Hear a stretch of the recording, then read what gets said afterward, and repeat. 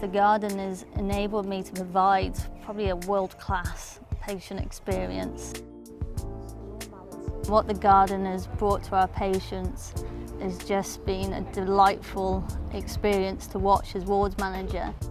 My brief from Horatio's was to design a garden that not only looked beautiful but would also pull patients off the wards and into the garden all the year round. Before Horatio's garden, some of our patients didn't go outside for weeks, even months. It's really important for patients to be outside in the fresh air. That's the best medicine that any patient could ever want. So this prime function space is quite a large area where they have so many different events here. But then off this, we've got the little offsets. So I've made these 4 or 5 little spaces all around the garden where you can come and have private conversations. And I just think that's so important.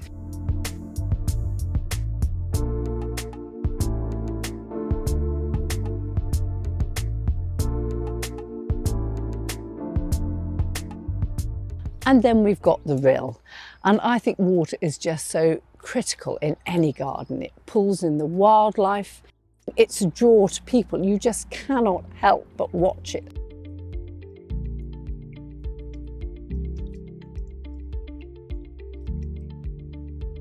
And then you've got the space behind the rill. I've made this walkway through the sort of semi-woodland area with lovely multi-stemmed river birches. And we've slightly raised these beds either side of the Serpentine. On a very flat site, it's pancake flat. We want to generate a bit of an unevenness of level visually to give a bit more interest, really.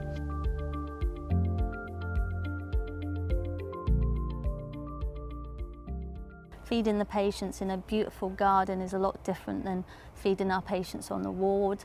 Our staff have been able to do patient observations out here, have been able to do nursing documentation, and we've also been able to enjoy doing different activities with our patients, which without the garden we just would not have been able to achieve.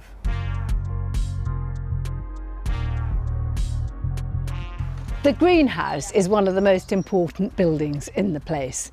It's wonderful for patients to use it in wet weather or sunny weather. They can pot on plants, sow plants. Hopefully they can really catch the gardening bug if they haven't got it already.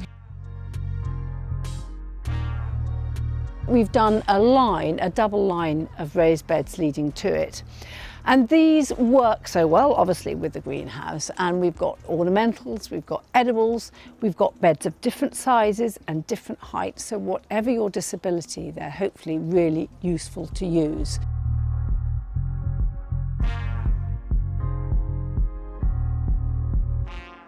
The other building here we've got is the very important garden room. They have events there, there's a small kitchen. It's got a fireplace in it. And then the final touch was the ceiling. Because a lot of people are on beds, we did a mural and we thought hot air balloons in the sky would be really nice. So when you're lying on your back, you can just look up at something other than lights and a ceiling. All I ever want is the best experience for my patients, and that's a really difficult task as a wards manager, because how do you make a great experience from someone going through the devastating time of their lives? The garden has brought so much peace and beauty and normality to the patients' lives. When I first visited the site, it was depressing.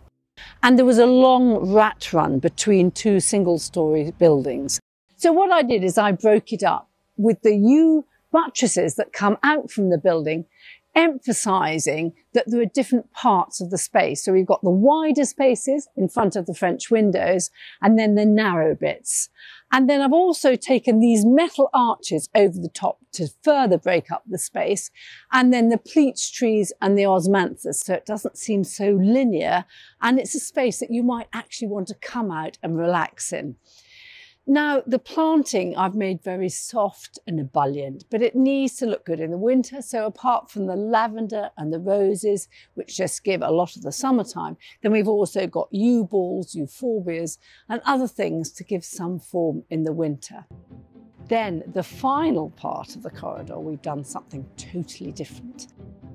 We've made it into a children's play area, partly, and that is because children come to visit their parents perhaps, and some of them are very young, and they're here for quite long periods, having travelled a huge distance. And so it's lovely for them to be able to get out and let off steam. So we've got 3 simple bits of play equipment here, and then we've kept it all quite natural, so children can run over the comfrey, they can play amongst the bamboo and the buddleias, and it won't really damage the plants. The other important thing about this area is the practice area for wheelchairs at the end, with drop curbs, different slopes and surfaces for people on wheelchairs to try out. Previously, they had to travel a long way to use facilities like these, so to have them on their doorstep really makes so much sense.